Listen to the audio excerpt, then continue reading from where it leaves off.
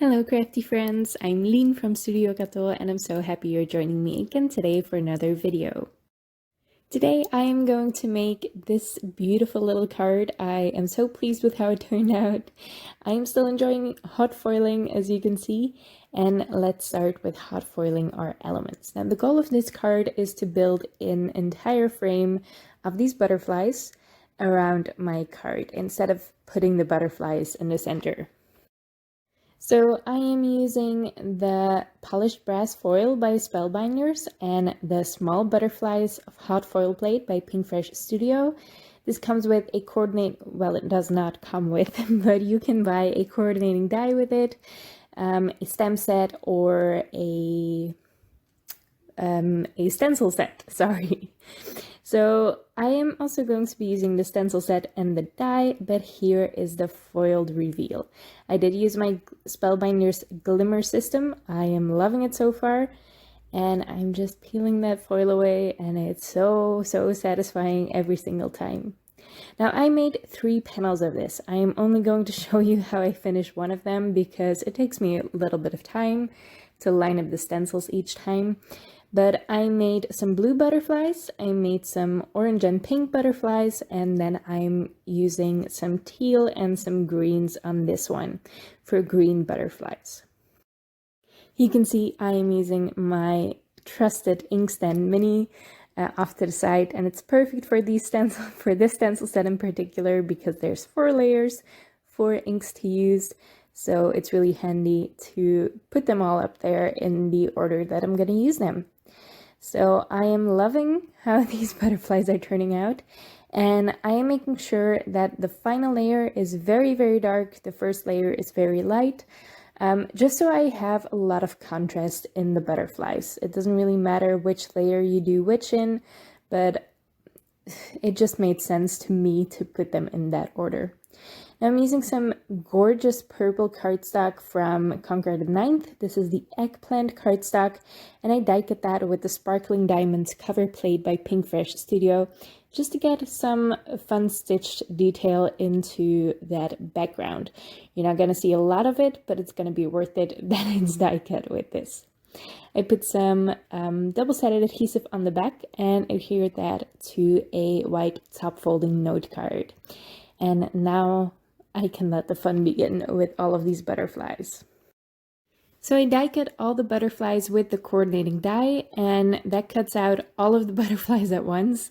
So that's really handy as well. I love that about the Pinkfresh Studio large stamps or hot foil plates, that you get all of these elements in no time at all, because you need a lot of elements for this technique. To build a frame around the card, you always need a lot more elements. If you're doing it with butterflies or flowers, whatever you want, you always need more elements than you think you do. So I used up almost all of my butterflies, and the way I do it is I just try to cover up as much of the outer edge as possible with the butterflies, trying to not let any purple show through the edge.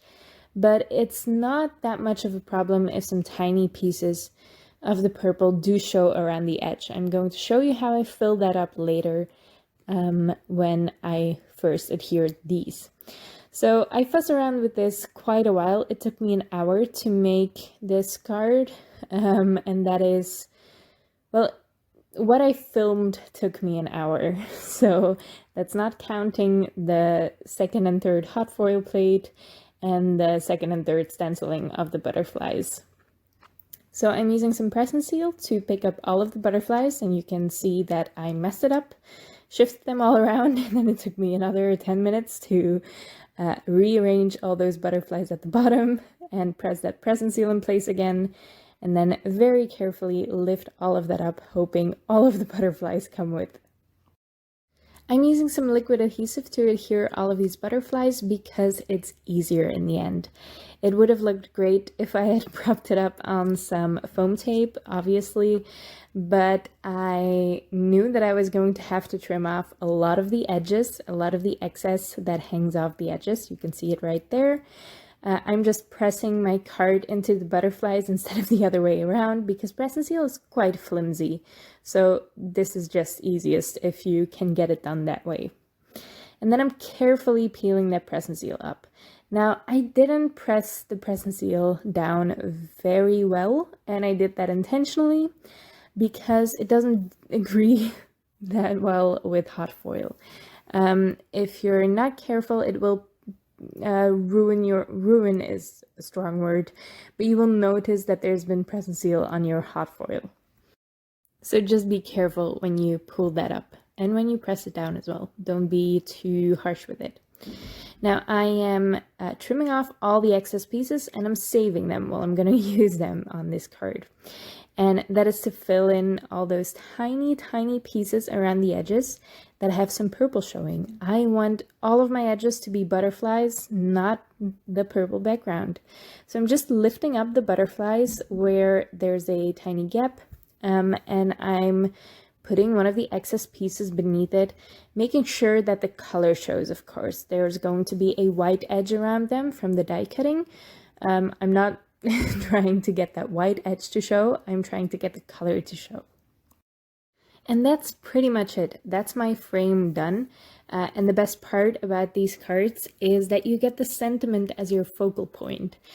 Obviously, those butterflies are quite busy and they take up a lot of the attention, but it puts the focus still on the sentiment in the middle, and that's always fun, especially when it's such a beautiful sentiment. This is from, I forgot the name and it was just on the screen, but it's a Pinkfresh Studio stamp set, and I will make sure to list it in the description below.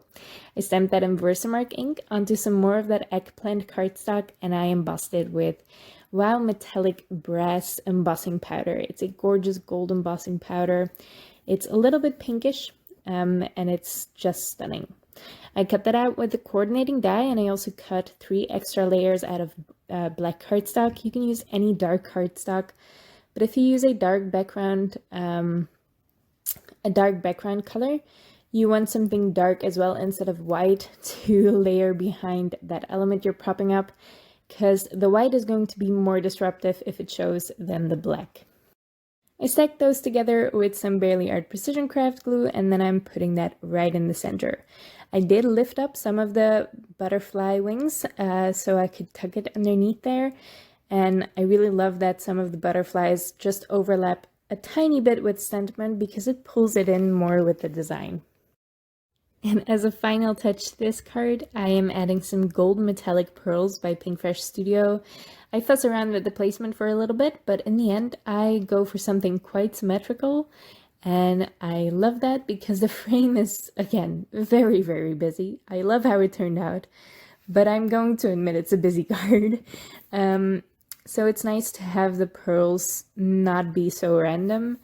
So I just adhere those down with Nouveau Deluxe adhesive, and now I'm going to change my mind and add in that tiniest pearl again at the bottom so it matches the pearls at the top as well. And that's my card. A lot of hot foiling. I had so much fun hot foiling this. When I have my foiling machine out, I always foil a lot of stuff at once. So if I have one foiling video in a week, you can probably guess I'm going to have a second one as well.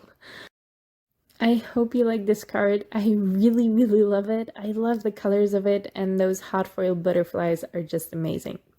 And I wanted to say as well, I completely forgot to mention it, but when you're using coordinating stencils, like a lot of these Pinkfresh Studio products have, it's easier to do with a hot foiled image than with an embossed image, because embossing warps the paper a lot more than hot foiling does. I don't think hot foiling warps the paper at all, actually.